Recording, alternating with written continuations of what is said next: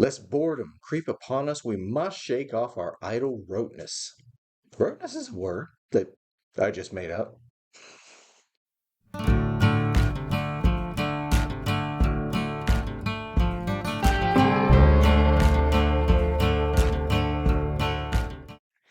Hey there, you all. Welcome back to the show. It is Sunday, and y'all know that means it's time for Soloplay Sunday, the show where I roll up a character, I delve into some game or another, I make some questionable decisions, and hopefully just entertain y'all for a spell.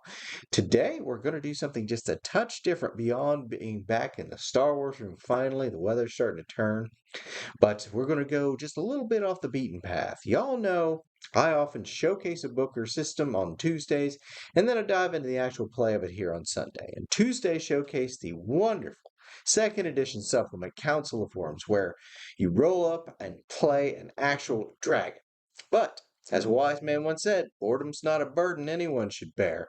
And if all I did was repeat this pattern ad nauseum, well, I figure folks get a touch of boredom of it after a while.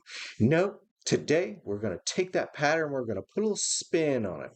First part of the spin came to me pretty much the day I uploaded my Tabletop Tuesday. However, the actual meat and potatoes of it came to me as a result of a discussion with the missus. I'm not going to spoil any of it now after I've labored so hard to build everything. So, as the theater kids say, without further ado, let's get into it.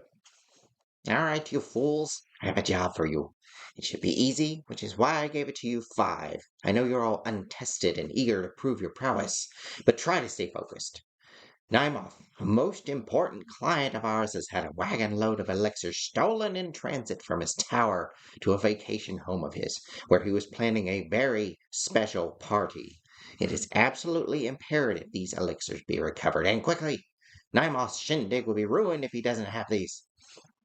What's so important about these elixirs? That's none of our concern, fool. Don't worry about it. Just get out there and retrieve that shipment. Witnesses state there was but a single assailant and that it was not humanoid. It savaged the driver and made off with the shipment into the forest, so start looking there. Why are you all still here? Go! All right, we have our setup. The adventurers have located the cart. It has been emptied of all contents, so they're still not sure exactly what it is they're trying to repo or what the thief is that they are looking for. But they're fairly confident. Hey, it's 5 against 1. They have a good chance here. Stats are on their side, so we are going to go ahead and they see obviously the tracks lead into the forest. They're not subtle tracks. They're just kind of like, but they're also not humanoid tracks. They're kind of like, all right, what is it that we are facing? And they're like, okay, it must have gone into the forest. We're going to have to go into the forest to figure things out. So they are moving at half speed. They're being very cautious. 3 spaces, 2 for the stunty ones. The halfling is flanking. Now, the halfling is going to be trying to move silently. They have a 30% chance, and we are rolling an 06. They are moving silently. Are they hiding in shadows? 30%.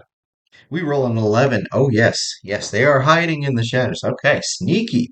Sneaky little thief. So, as they approach, they're pretty sure they hear something unnerving, something strange and guttural. It sounds like something big. So like, all right, everybody, get ready. Whatever it is, we'll face it together. Something comes lumbering out of the darkness. A terrible shadow is cast over the forest itself. It's huge. It's pounding its way through the woods.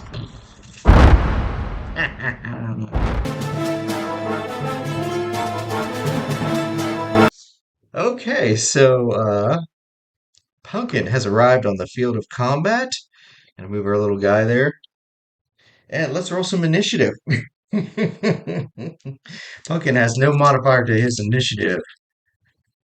We're going to roll group initiative for the party. Punkin has a 6, but his is unmodified. Theirs is a 5, and they've got at least a +1 for their weapon speeds and such. So we're going to say Punkin is going first. So he sees that he's being menaced by four figures. He does not see the sneaky thief just yet. So he's going to open up as most dragons do with his breath weapon.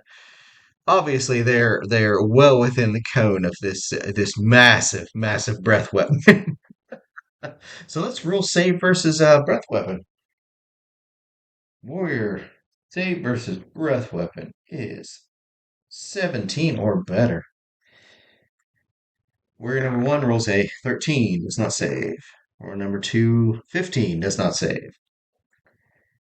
A priest, 16 or better. That is a 3, that is not good enough. The wizard, 15 or better. 6, not good enough. So nobody saves, nobody takes half damage. Punkin'S breath weapon does 2d4 plus 1, so even though he is absolutely huge, his breath weapon still doesn't have the potency of a larger dragon. So we got 3, 7, 8 damage to all four of these. They are severely wounded. Warrior number one drops from 11 to 3. Warrior number two drops from 12 to 4. The mage is out, the cleric is out. Jesus, Pumpkin. So the back rows are down. Okay. So that was his attack. He can only breathe once every 3 rounds, so it's going to be a couple rounds before he can do that again. Now, they have not quite lost half their party, but the remaining ones are at half hit points, so I am going to go for a morale check. And it is a natty 1, which means no matter what their morale check is, they have failed it utterly and completely. They attempt to run. They are going to do the full movement speed. Now, Pumpkin can actually flutter a little bit and catch them. Pumpkin, are you wanting to chase after these fleeing adventurers? He rolls a 14. It looks like he's probably going to. So yes, Pumpkin is going to chase the fleeing adventurers and pounce upon them and But anyway, so there we go. We have a 20-foot tall dragon baby who has just gone on a rampage and ate our thrilling adventurers here. I I did not expect that to go so thoroughly one-sided. Sure did though, didn't it? Oh well. This here was just a little fun episode, pure entertainment, and I hope y'all enjoyed it. Special thanks to the missus for wrangling Pumpkin into the studio for his voiceovers. I appreciate her for doing that. Of course, now we got to get her down to urgent care. Some of the scratches are really bleeding. And there's the burns too. Gonna need some ointment for those. So I'm gonna cut this quick and say thank you each and every one for tuning in. Give me a moment of your time. I sure appreciate it.